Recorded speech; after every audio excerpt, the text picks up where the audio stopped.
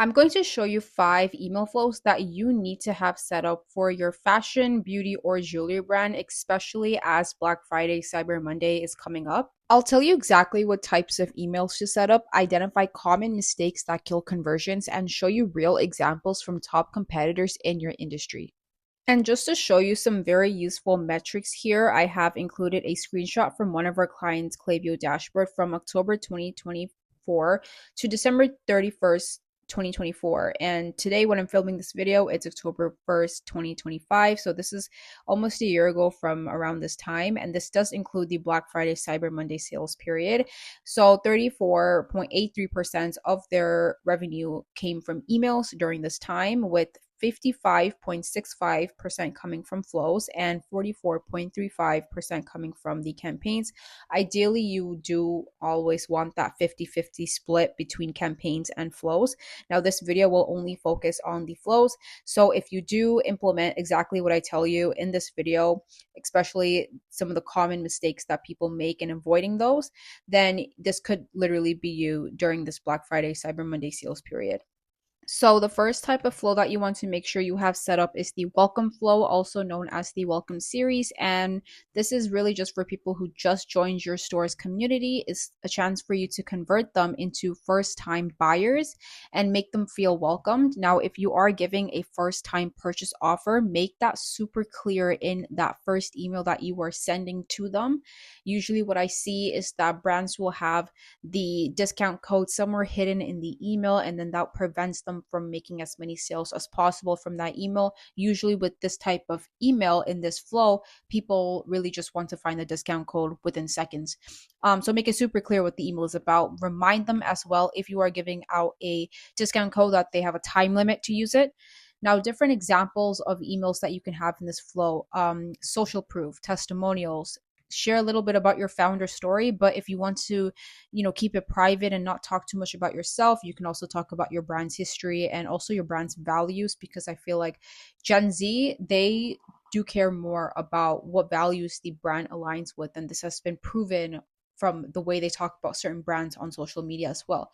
Talk a little bit about your production process if that is key to your brand, especially if you are a luxury brand, and overall just personify your brand, because ultimately people buy from people they know, like, and trust. And this flow will help you master communicating these aspects of know, like, and trust, especially know and like in this particular flow.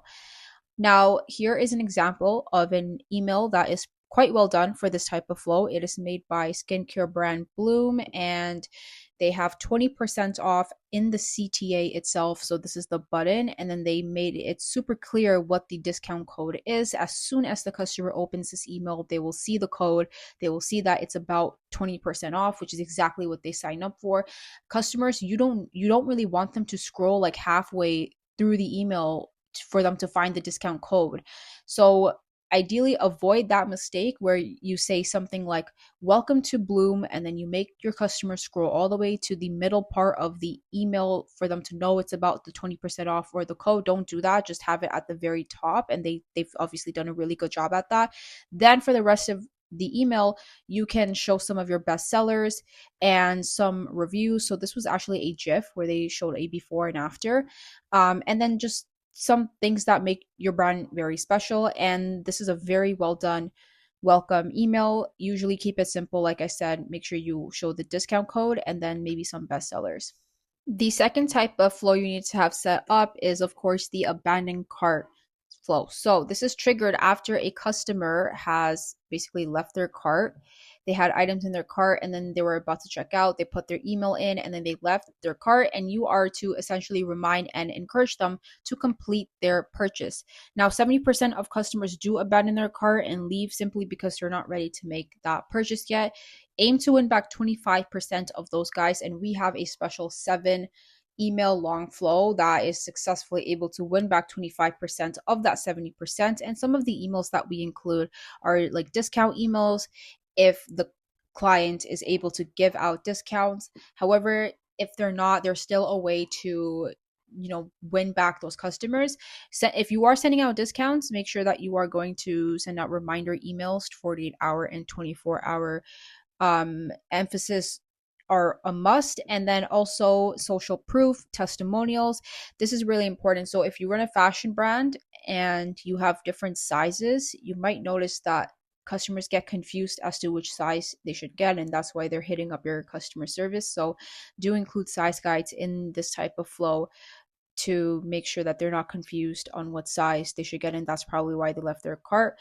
Include FAQs as well, and if they qualify for free shipping, you can actually segment those guys in this flow and send them an email telling them that you qualify for free shipping, come back and complete your purchase, because sometimes, shipping is the reason why they abandon their cart and they might not even be aware that they qualified. So do have an email like that in your flow. The last email that we actually like to do is just sending a quick message asking them, is everything okay?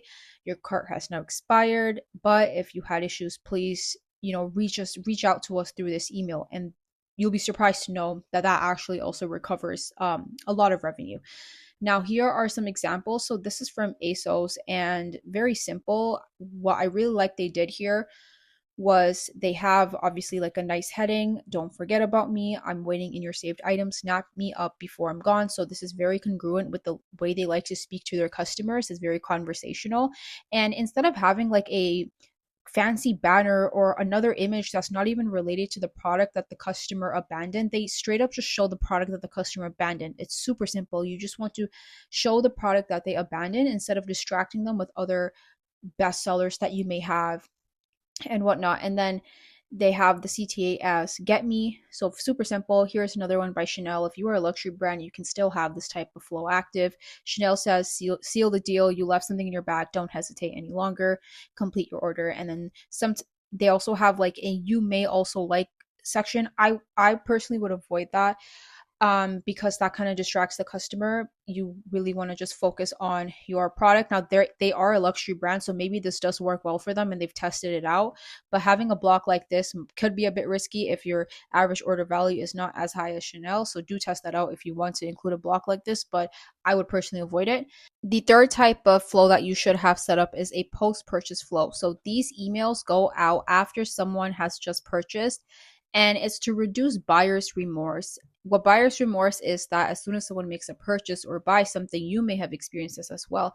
There's like that instant regret, and that essentially makes people file for returns and you experience chargebacks. I'll show you exactly how this flow kind of reduces that buyer's remorse, but it's really just another opportunity for you to increase your bottom line from already acquired customers. The type of emails that you can send out include the first one, thanking them for their purchase. First of all, you can also give like a discount code so they can buy like another product for themselves, a family, or a friend. Upsell and cross sell other products, get reviews. And this is the key here: show some testimonials of other people that bought what they bought and just showing how happy they are with the product, so it prevents them from having that buyer's remorse. And also FAQs. So if you have a product that is probably in skincare, they may have a bunch of questions about it even after they bought. So that is where you would kind of answer those questions. And the less the buyer's remorse, the less the buyer's remorse, the less the chargebacks. So here is a quick example. This is from Acid Running. They have a really cool headline here: thank you for running with us. So they're already positioning their customer in their world. And they have some text here. They also have an explore more button, because it's very common for customers to place another order as soon as they've placed their first one with you. And then they have what you've bought into, and they've just shown like certain value aspects of their brand. So garments crafted with integrity, designed for longevity, minimal waste, maximum impact. And this really just, and again, also continue on this journey. And it shows their Instagram.